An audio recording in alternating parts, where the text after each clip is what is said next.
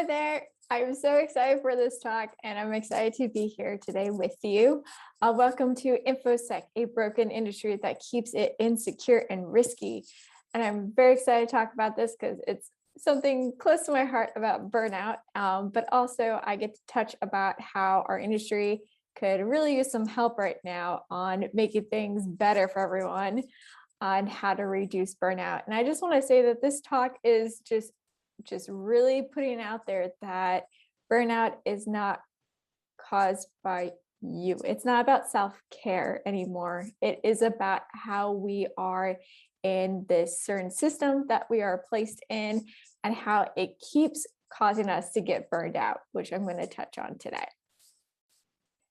So first things first, my name is Chloe Mustagi, and that is my handles. Feel free to follow.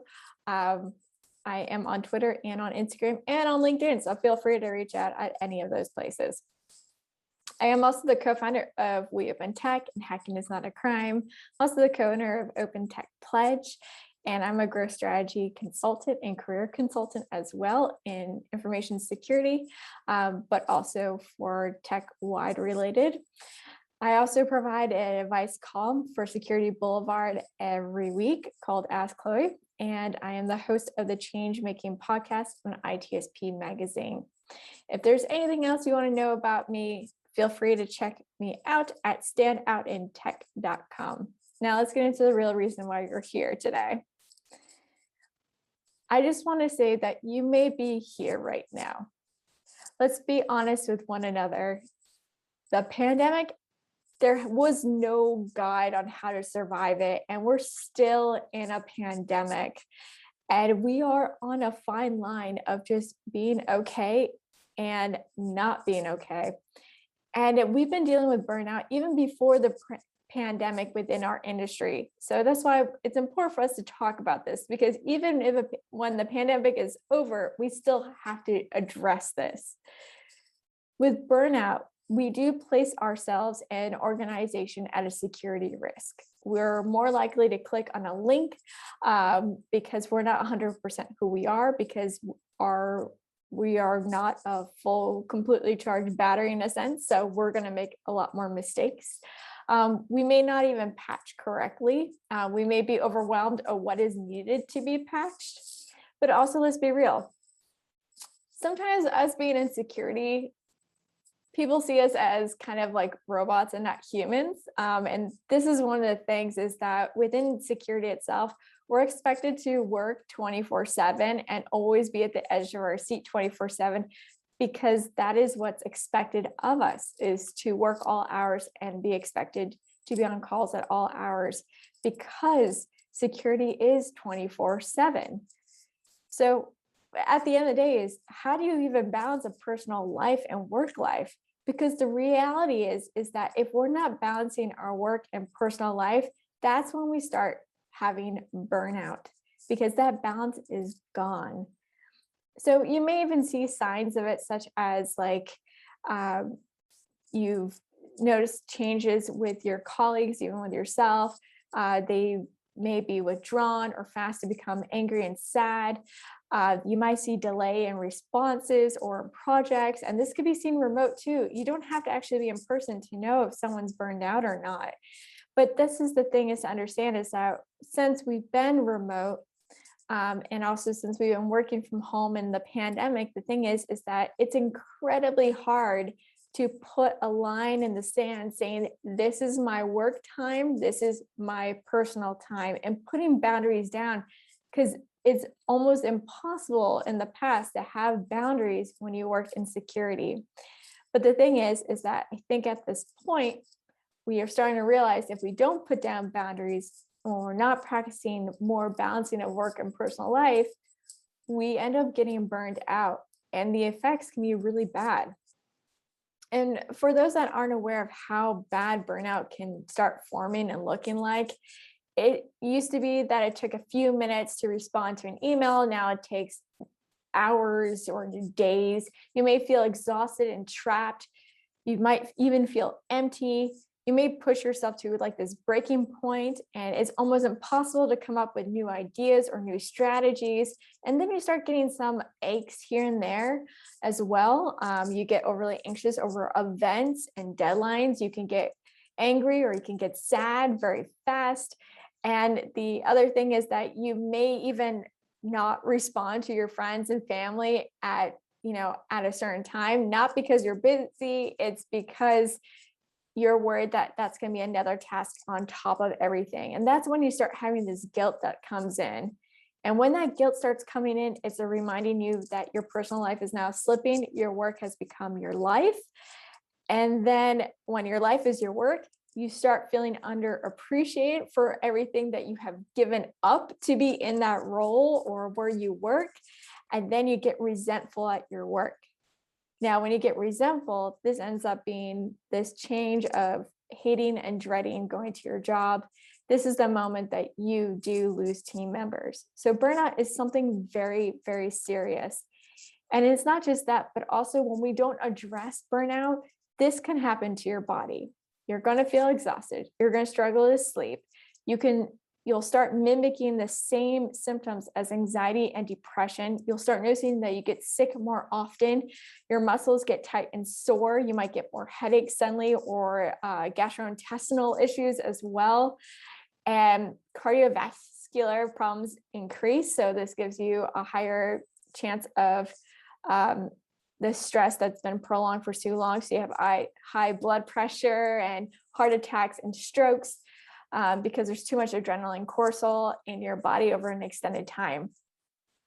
So burnout is not a joke. It is something serious. And no matter how much you push it and you don't want to address it, the thing is, it will hit you. And when it does, it will hit you hard. So the thing is why are we burnt out within our industry? Like I said before, we operate 24/7 around the clock. And even in the middle of the night, that means if I get a phone call at 2 or 3 in the morning, that means I need to take that phone call because it's important, because I don't want to put anyone at risk, and neither do you. So that's the thing, is like we're always around the clock. It's very hard to ever have a moment of just relaxing, or whether or not when is the call going to happen that there's a breach, because the thing is, attackers, they go at all hours, and we're always knowing that a breach is going to occur. It will occur eventually. We just don't know when. And this is the thing. We're also really scared when there is a breach, because we know that it's most likely going to be an ad hoc style to fix it. Because the reality is, according to the Ponemon Institute, while security response planning is slowly improving year after year, is that the vast majority of organizations, 74% of them, reported not having any incident response plan or having an ad hoc plan when it comes to having a breach. This also means that those that did have plans in the first place, they didn't have any time of when they're going to review or when they were going to test them out or revisit them at a date. And this is really scary for us because, well, we don't have up-to-date plans. How are we? It's the just amount of stress and weight on our shoulders of how are we going to deal with this when this crisis happens? So this is why it's important.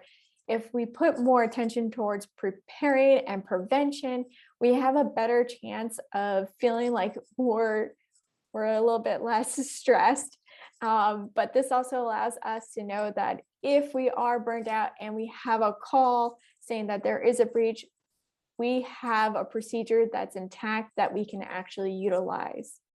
Now, the other thing is that 94% of the Forbes 2000 list still don't have vulnerability disclosure policies. So this is another hard thing for having security plans, is that if you don't have a security strategy that doesn't incorporate having a bug bounty program and or a vulnerability disclosure policies, it is a horrible situation, because the thing is, there's too much reliance on a security team, and we need diverse eyes to find bugs so then we're able to fix it.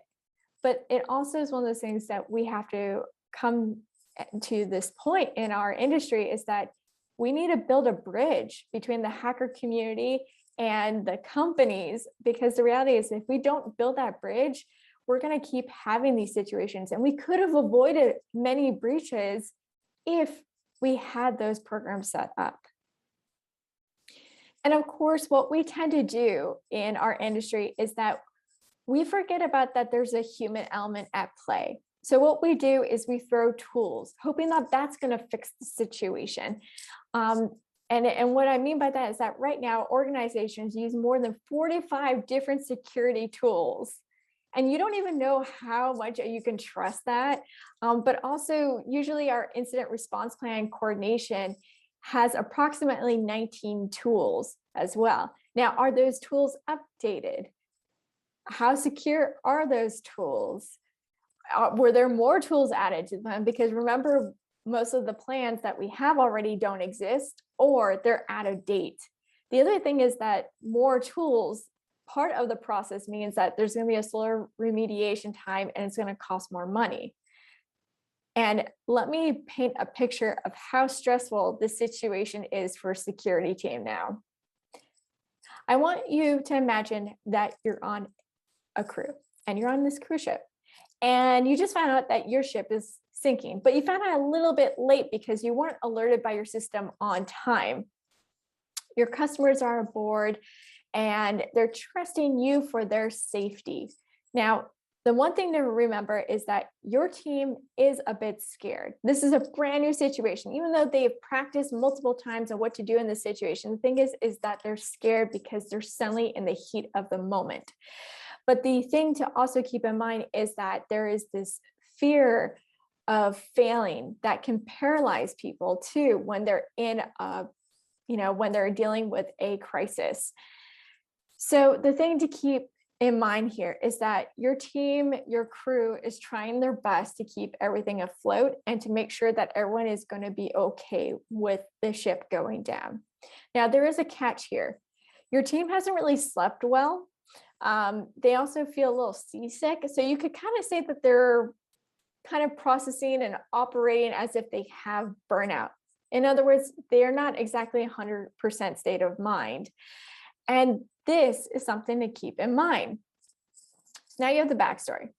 Now, I want you to imagine your captain pulls out the safety binder to know what is the protocol for this ship. But unfortunately, that binder that was updated is not on that ship at all. So you're using an old procedure, but have new features to the ship, and your team is burned out in a sense because they're seasick and they're paralyzed by the fear of failing. Are you stressed out now? Because this is what it's like when we deal with bad plans and when the human element is taken out. It leaves you with a wreckage, literally. The truth is that bad actors are everywhere and they attack all hours, and 0 days drop often, and we constantly need to be up to date of what bad actors use. This takes time and energy, and this is why we're struggling, because we're part of a crew, but we don't function well or communicate well. It could become a really scary situation. And the reason is that we are in security because we know it's incredibly important to protect one another. And the other thing is to keep in mind is that we've also come to terms that we work around the clock and we don't even have time to practice self-care because of the demand and the stress of what we're doing. So you have to understand where we come to a place in our career, and we might be like, what is the point of this? If our employer isn't helping us or our industry isn't changing, how are we going to change things in a sense? And this is why burnout matters, is that if we keep turning to tools and we don't find the time to digest the human element of this that is in play, we're never going to be able to get where we want to go with our security team. And that is the reason why we also need to rely on the hacker community. Because the reality is the hacker community is going to find the bugs your security team cannot find. And this is important to note because it's better to have the hacker community find those vulnerabilities than an attacker to get a hold of that vulnerability and not report it to you and take advantage of you. You don't want to breach, right? None of us want to breach. That's why we're in this in the first place. And that's why we have to understand something, which is we cannot overly rely on our security teams to find all the bugs, because the reality is that your team is most likely burned out at some point, or at least one person is going to be burned out on your team at all times. And so this is the thing is that we need to understand that having vulnerability disclosure policies and bug bounty programs are incredibly important to our strategy when it comes to security. But also, it allows us to partner with individuals that are trying to help us, in other words. Now, the thing I want to just say is that when you do have a bug bounty and vulnerability disclosure policies in place, it's so incredibly important that you have someone who can manage inquiries and delegate bugs and also can be on top of communicating. And this is why having a bug bounty program such as HackerOne, it's incredibly important to have that.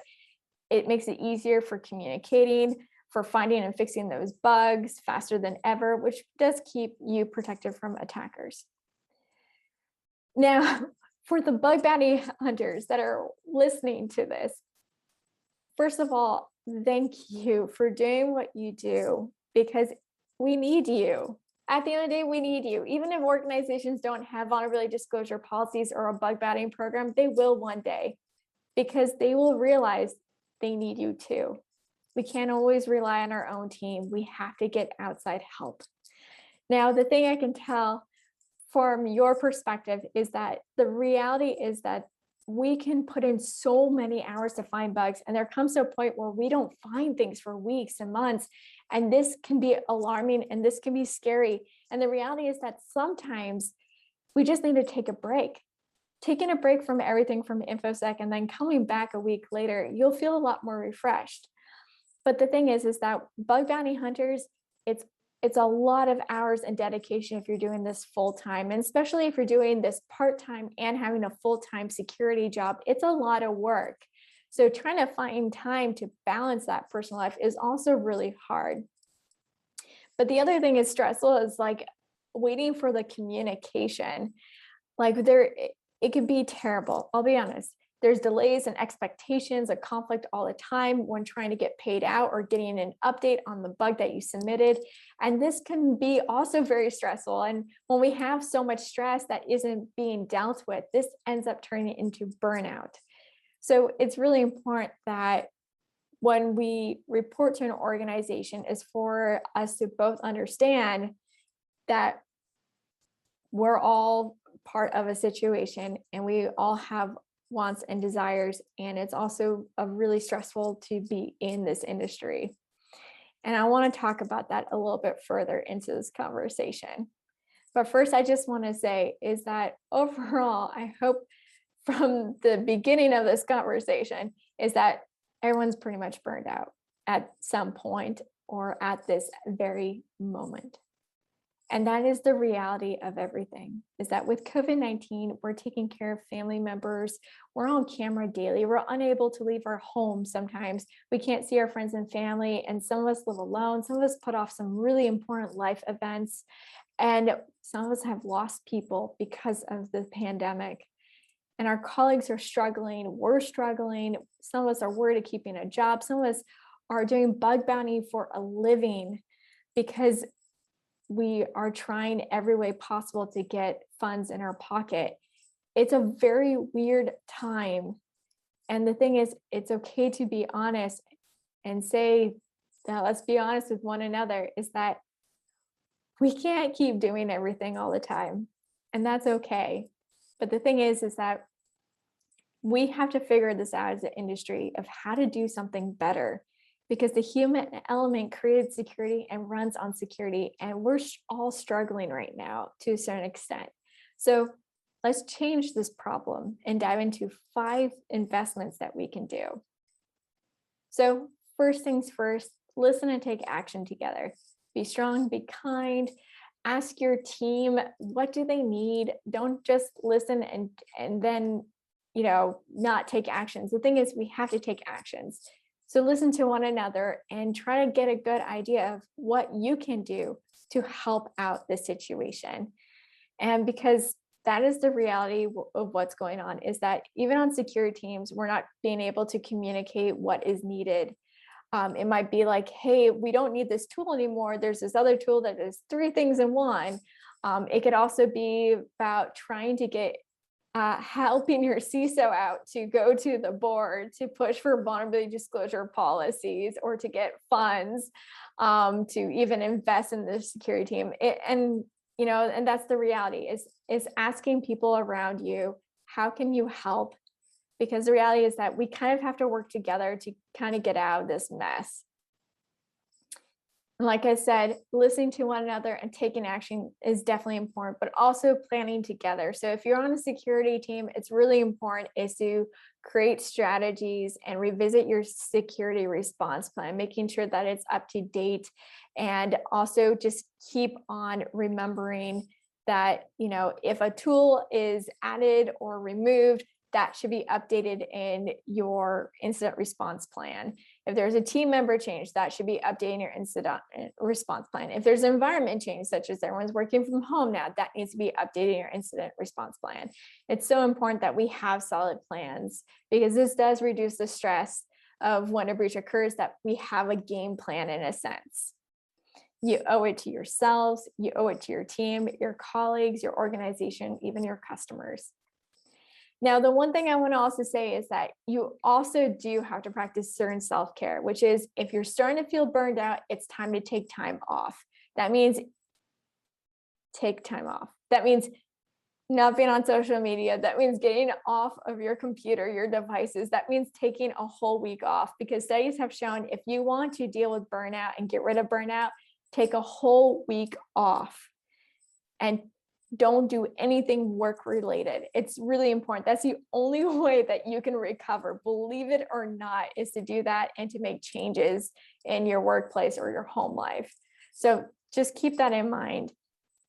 And I know that it's very scary to take time off, because sometimes we're afraid if we take time off that our teammates are going to have to pick up our work, or we're going to be afraid that we're going to be coming back to a dumpster fire. So it's really important to understand is we need to take time off regardless, because even if you are not taking time off and you're burned out, chances are you're going to impact someone else or some other team or some other organization, because you're not able to properly do what you can do if you weren't burned out.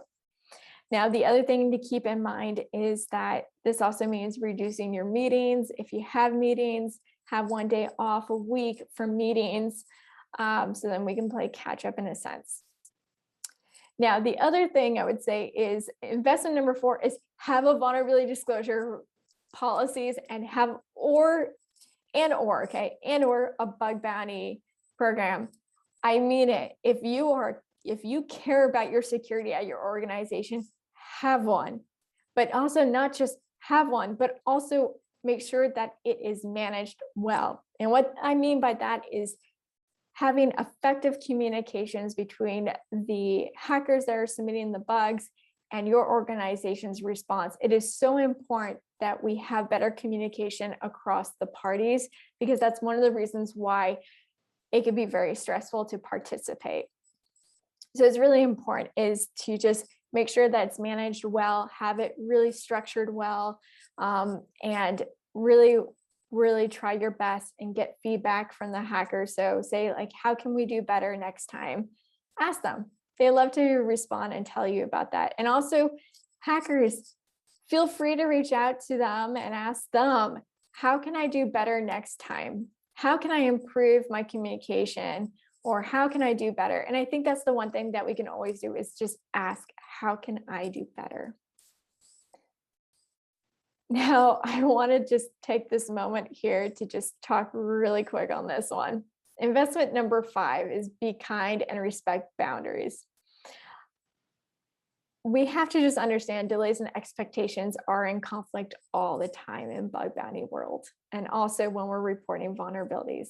But it's really important is to understand to be kind to one another, because we don't know what the other person's going through. And it's really important that we need to start practicing empathy a little bit more, is to try to understand what their situation is like so we can understand one another. Because by having empathy, this also helps reduce our stress, but also this allows us to, in the end, kind of reduce that burnout here and there, or reduce the possibility of getting burned out. And what I mean by is, like, when it comes to submitting bugs and you're waiting to hear back, please don't harass them. What I mean by that is, don't contact them on their social media. That means don't DM them on their Twitter or LinkedIn or their Facebook or Instagram. What I mean by that is, understand that it is their job and they don't work 24/7 around the clock. They have boundaries. They work between 9 to 5 in a certain time zone, and that the weekends they don't want to work. And it's really understanding this whole situation is, please respect boundaries. It is their job, but they also have a personal life outside of work, and respect that. So when you do have communication with them, what you can do is ask, when should I follow up? And I like this question quite a bit, because when they ask me that question, when should I follow up? I can give them an idea of, like, reach out in 2 weeks or reach out within 7 days.